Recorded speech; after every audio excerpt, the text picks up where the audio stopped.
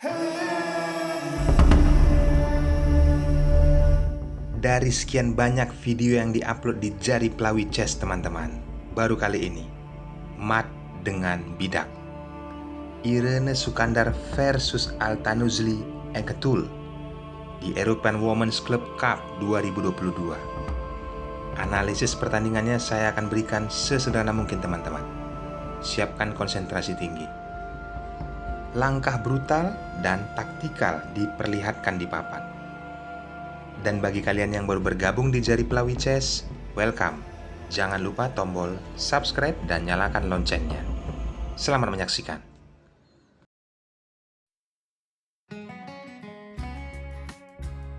Di sini Irene Karisma Sukandar memegang buah putih dan memulai dengan pion D4. Balasan dari Altanuzli, pion C5. Lihat teman-teman, di awal ini sepertinya akan terjadi pembukaan Benoni defense. Setelah pion D5, lalu hitam kuda F6. Selanjutnya putih naik pion C4 dan hitam pion E6 mengajak pertukaran. Di sini Irene mengabaikan pertukaran menaikkan kuda ke C3, lalu hitam menukarkan pion. Setelah putih pukul pion kembali, maka hitam menaikkan pion D1 langkah ke D6. Setelah itu, putih menaikkan pion E4 dan hitam pion G6. Persiapan gajah nantinya bisa ke G7. Putih kuda F3 dan hitam langsung menempatkan gajahnya ke G7. Balasan dari Irene Karisma Sukandar mengeluarkan gajah ke E2, persiapan rokade sayap raja. Setelah hitam melakukan rokade sayap raja, putih juga melakukan hal yang sama. Hitam gajah ke G4. Di sini teman-teman, Benoni defense terjadi di papan. Ciri khas Benoni defense adalah gajah G4 dan pion D6. Tetapi di Benoni defense ini, hitam memiliki kelemahan, yaitu pion yang ada di D6. Irene mulai mengincar itu, menempatkan kuda ke D2. Bertujuan bisa nanti ke C4 dan memukul pion. Setelah hitam melakukan penyerahan permainan, menteri menyambut gajah. Berikutnya, hitam benteng ke jalur E8. Irene menaikkan pion F3. Balasan yang salah teman-teman apabila kalian menaikkan pion A5, karena kuda bisa dimanfaatkan ke B5. Di sini hitam jelas menaikkan pion ke A6. Tujuannya tepat teman-teman, agar bisa nanti pion B bisa ditempatkan ke B5. Apa langkah berikutnya Irene? Yaps, menaikkan pion A4, menghambat pion untuk bisa maju. Setelah itu, kuda ditempatkan ke D7 dan putih menempatkan kuda ke C4, mengancam pion yang ada di D6. Menteri menyelamatkan, kuda bergeser ke B6, lalu putih menarik kudanya ke E3. Hitam bermain juga dengan kuda teman-teman ke H5. Langkah Irene menaikkan pion tidak memberikan harapan kepada kuda untuk menempatkan posisi ke F4. Lalu gajah ditempatkan ke D4 mengancam posisi kuda bila memungkinkan akan terjadi pertukaran karena posisinya mengepin raja bergeser. Lalu menteri ditempatkan ke D7 teman-teman. Di sini pion dinaikkan mengancam kuda. Langkah dari Altanuzli menurunkan kuda ke C8 dan Irene menaikkan gajah ke D2. Sudah lumayan aktif, perwira yang dimiliki oleh putih. Setelah hitam benteng ke jalur B8, Irene menggeser bentengnya menumpuk dengan menteri ke jalur E1. Altanuzli, lagi-lagi di sini teman-teman, melakukan langkah berupa untuk melakukan penyerangan. Bisa terjadi enpasan dengan pion B5 tetapi Irene mengabaikannya. Dia menurunkan kuda ke D1 teman-teman. Manuver kuda yang sangat cantik. Bisa kita pelajari teman-teman apa dampak dari ini setelah pion B4 dilakukan oleh Altanuzli. Irene kembali manuver kuda ke C4. Mengancam pion lemah yang ada di D6. Tapi teman-teman, apabila kita berandai dengan kondisi seperti ini teman-teman, apabila kalian berpikir menteri pukul pion, itu jebakan teman-teman, pion racun. Maka inilah yang akan terjadi. Kuda akan memakan pion yang ada di G3. Tentu saja kuda tersebut kalian berpikir akan dipukul oleh pion, maka ada menteri skak di H3. Tentunya raja bergeser ke G1, lalu menteri pukul pion dan kondisi skak.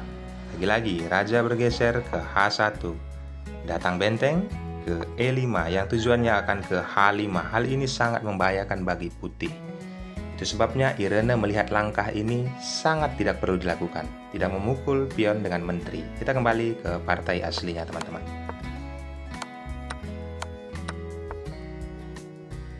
Melihat jebakan itu, Irene tidak pukul pion dengan menteri, tapi dia melakukan langkah alternatif, teman-teman.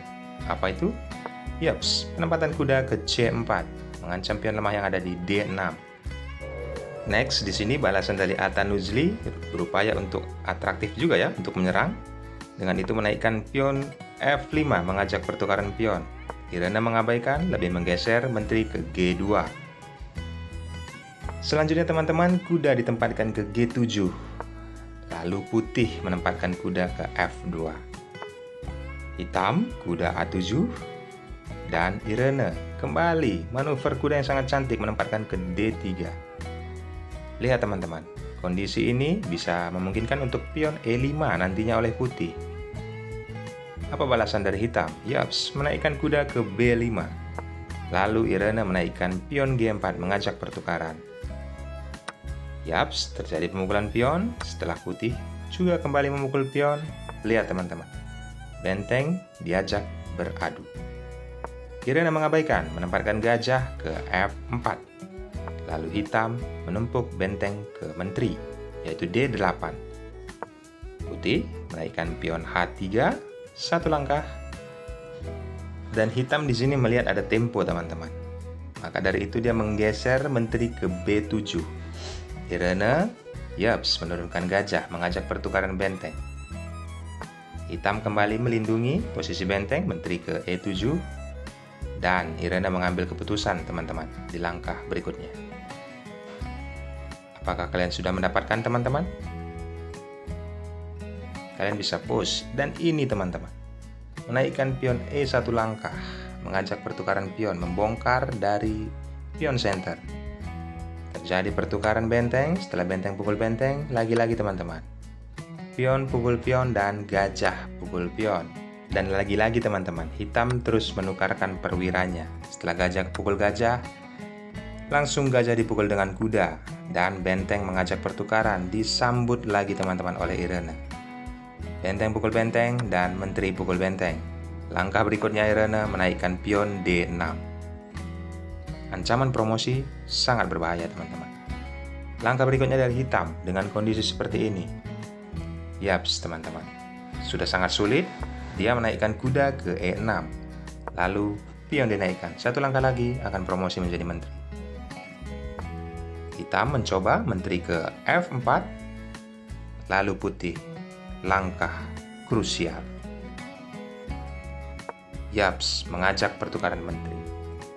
Dan di sini hitam menolaknya, dia menempatkan menteri ke C1. Tetapi apabila tadi dia menerimanya teman-teman, itu langkah terbaik. Kita berandai sementara, menteri pukul menteri, tentu saja kuda pukul menteri, lalu hitam main raja ke F8. Ini masih berimbang teman-teman. Karena sangat mudah pion D7 didapatkan oleh hitam. Kita kembali ke partai aslinya. Atanuzli melihat pemikiran lain. Dia menempatkan menteri ke C1 dan skak. Langsung saja, raja di sini wajib naik teman-teman. Ke H2, balasan dari hitam terus mengejar posisi skak menteri ke C2, lalu raja selamat di G3. Berikutnya, kuda menutup pergerakan pion agar tidak promosi. Tapi di sini ada langkah yang sangat cantik diperlihatkan oleh Irene Karisma Sukandar. Kalian bisa post videonya teman-teman. Dan keadaan ini berubah semuanya setelah menteri ke F6, mengancam kuda. Di sini posisinya kuda tidak diselamatkan, melainkan menteri ke C1. Dan jelas, menteri pukul kuda, tempo skak, raja naik ke G7, kembali dikejar menteri ke E7 skak, raja bergeser ke H6, lalu dikejar kembali dan raja menempatkan ke G5. Mati konyol teman-teman, karena ada apa? Setelah raja bergeser ke G5, mati dengan pion mungil. Pelajaran penting bisa kita dapatkan di pertandingan ini teman-teman. Bagaimana Irene mencoba bertahan dari awal dan menciptakan suatu kondisi kuda yang sangat manuver aktif teman-teman. Di sini langkah krusialnya tadi apabila kita kembali. Posisinya kuda diberikan secara gratis apabila menteri mencoba melawan, dengan kondisi seperti ini, raja tinggal naik saja, teman-teman. Dan apabila kalian berpikir, kuda kenapa tidak diselamatkan dengan kondisi seperti ini? Coba kita pelajari, teman-teman. Karena apa kuda tidak bisa diselamatkan? Beranggapan kuda lari ke B7. Maka jelas, putih akan melangkahkan ini, teman-teman. Skak, menteri F7, raja H8, skakmat. Analisa sesederhana mungkin sudah saya lakukan. Jangan lupa tombol subscribe dan nyalakan loncengnya. Akhir kata saya ucapkan thanks and God bless. Bye-bye.